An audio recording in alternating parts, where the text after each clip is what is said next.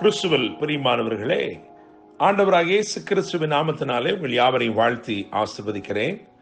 இந்த நாளுக்கென்று தேவன் நமக்கு அருளி இருக்கும் ஜீவ வார்த்தை யோசுவாவின் புஸ்தகம் 6ஆம் அதிகாரம் 27வது வசனத்தில் இருக்கிறது.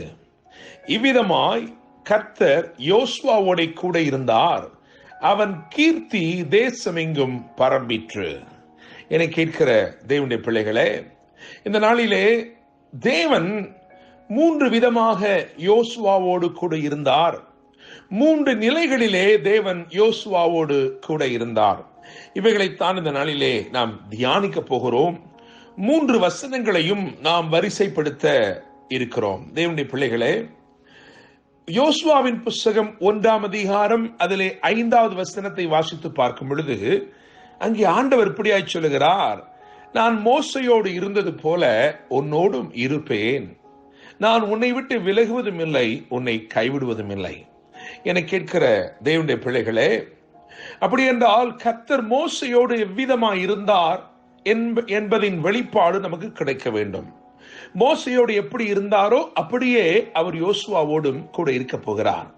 ஒருவேளை மோசையோடு கூடவே இருந்த யோசுவாவுக்கு அது நன்றாய் தெரிந்த ஒரு சம்பவமாய் இருக்கும். மோசையோடு தேவன் எப்படி இருந்தார் என்பதை இளைஞனாக அல்லது வாலிபனாக மோசையை பற்றி கொண்டிருந்த யோசுவாவுக்கு நன்றாய் தெரிந்த காரியம். ஆனால் நமக்கு அது தெரியாது. எனவே வேதத்திலே சொல்லப்பட்டிருக்கிற வசனத்தின் வெளிச்சத்திலே தேவன் எவ்விதமாய் மோசையோடு இருந்தார் என்பதை நாம் தியானிக்கலாம். 3 விதமாக கர்த்தர் மோசையோடு இருந்ததாக வேதம் சொல்கிறது. அப்படியே யோசுவாவோடும் தேவன் இருந்தார். முதலாவதாக யாத்திராமம் 4:12 பார்க்கும் பொழுது அங்கே ஆண்டவர் சொல்லுகிறார், நான் உன் வாயோட இருந்து நீ பேச வேண்டியதை உனக்கு போதிப்பேன் என்று சொல்லுகிறார். எனவே முதலாவது தேவன் மோசையுடைய வாயோடு கூட இருந்தார், அப்படியே அவர் யோசுவாவுடைய வாயோடும் கூட இருந்தார். தேவன் நம்முடைய வாயோடு இருப்பது மிகவும் அவசியமான ஒரு காரியம். நாம் பேச வேண்டிய காரியத்திலே தேவனுடைய ஜீவன் வெளிப்படும்படிக்கு, தேவனுடைய அதிகாரம் வெளிப்படும்படிக்கு அவர் நம்முடைய வாயோட இருந்து நாம் பேச வேண்டியதை நமக்கு போதிப்பது அவசியமாக இருக்கிறது. அப்படியாகத்தான் புதிய ஏற்பாட்டிலும் பேசுகிறவர்கள் நீங்கள் அல்ல, உங்களுக்குள் இருக்கிற பரிசுத்த ஆவியானவரை உங்களை கொண்டு பேசுவார் என்று எழுதியிருக்கிறது. எனவே தேவன் நம்முடைய வாயோட இருந்து நமக்காக பேசுவது அல்லது நம் சார்பிலே பேசுவது மிகவும் அவசியமாயிருக்கிறது. அதற்காகத்தான் அவர் அந்நிய பாஷைகளை எல்லாம் நமக்கு அருளி இருக்கிறார். இரண்டாவதாக யாத்திராமத்தின் புஸ்தகம் 8ஆம் அதிகாரம் 18-19 ஆகிய வசனங்களை வாசித்து பார்க்கும் பொழுது அங்கே மந்திரவாதிகள் சொல்லுகிறார்கள், இது மோசையுடைய விரல் அல்ல, இது தேவனுடைய விரல் என்று சொல்கிறார்கள். அவர்கள் பேன்களை பிறப்பிக்கும்படிக்கு பிரயத்தனம் செய்து அவர்களால் முடியவில்லை என்று வந்தபோது அவர்கள் சொன்னார்கள், இது தேவனுடைய விரல் என்று சொல்லி. அப்படியாக மோசையுடைய விரல்களோட அவர் கூட இருந்தார். எனவே அவன் செய்கிற காரியங்கள் எல்லாம் வாய்த்தது. தேவனுடைய பிள்ளைகளே, இன்று கர்த்தர் நம்முடைய விரல்களோடு இருப்பது மிகவும் அவசியமான காரியம். நிச்சயமாய் தேவன் உங்கள் விரல்களோட கூட இருந்து நீங்கள் செய்கிற காரியங்களை வாய்க்க பண்ணுவார். மூன்றாவதாக யாத்திராமத்தின் புஸ்தகம் 33ஆம் அதிகாரம் 15-17 வரை உள்ள வசனங்களை வாசிக்கும் பொழுது அங்கே அவனுடைய வழிகளில் அவனோட கூட இருந்தார். என கேட்கும் தேவனுடைய பிள்ளைகளே, அவர் நம்மோடு கூட வழி நடந்து வருவார் என்று சொன்னால் நம்முடைய பாதைகள் எல்லாம் சமாதானம். தேவனுடைய பிள்ளைகளே, நிச்சயமாக இந்த 3 விதமாய் தேவன் யோசுவாவோடு கூட இருந்தார். மாத்திரமல்ல, 3 நிலைகளிலே யோசுவாவோடு தேவன் இருந்தார். அதைத்தான் இன்னைக்கு முக்கியமாய் பார்க்க போகிறோம். யோசுவா 1ஆம் அதிகாரம் 5 மற்றும் 6 ஆகிய வசனங்களை பார்க்கும் பொழுது அங்கே ஆண்டவர் சொல்லுகிறார், நான் உன்னை விட்டு விலகுவதும் இல்லை, உன்னை கைவிடுவதும் இல்லை, உயிருள்ள நாளெல்லாம் ஒருவனும் உனக்கு முன்பதாக எதிர்த்து நிற்பதில்லை. ஒரு வெர்ஷன்ல எழுதியிருக்கிறது, nobody will have the will and power to compete with you.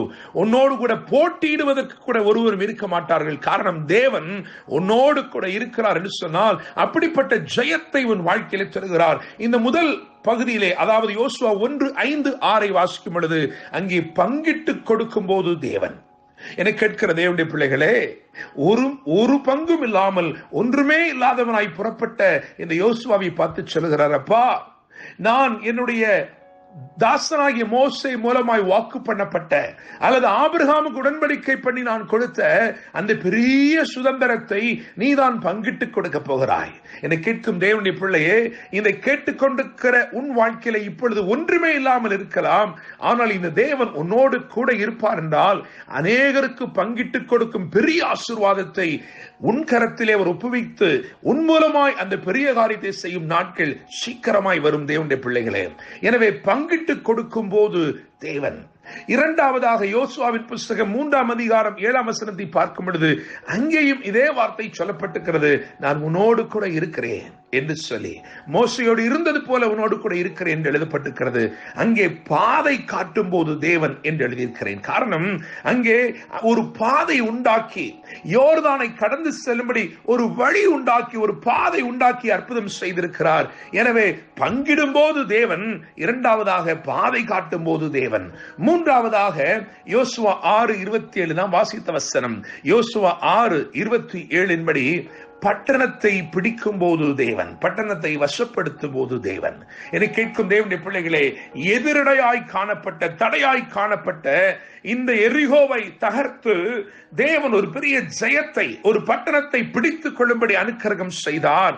அப்படி செய்யும் போது ஆண்டவர் சொன்னார், இவ்விதமாய் கர்த்தர் யோசுவாவோட கூட இருந்தார், அவன் கீர்த்தி தேசமெங்கும் பரம்பிற்று என்று எழுதியிருக்கிறது. என்னை கேட்கும் தேவனுடைய பிள்ளைகளே, நான் நம்புகிறேன், விசுவாசிக்கிறேன், இந்த நாளிலே பங்கிட்டு கொடுக்கும் போது தேவன் உங்களோடு கூட இருக்கிறார். அவர் உங்களோடு கூட இருந்து ஆசீர்வதித்து உங்கள் மூலமாய் அநேகருக்கு பங்குகளை கொடுக்கும்படி செய்கிறார்.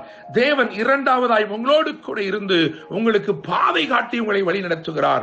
மூன்றாவதாக தேவன் உங்கள் பட்சத்தில் இருந்து நீங்கள் பிடித்துக் கொள்ள வேண்டிய லாபத்தையும் பிடித்துக் கொள்ளும் படிக்கு கர்த்தர் உங்களுக்கு உதவி செய்கிறார். கர்த்தர் தாமே இந்த வார்த்தைகள் மூலமா இன்று உங்களை ஆசீர்வதித்து உங்கள் கீர்த்தி தேசமெங்கும் பரம்பச் செய்வாராக. என்று அன்புடன் pastor Daniel Moses. God bless you.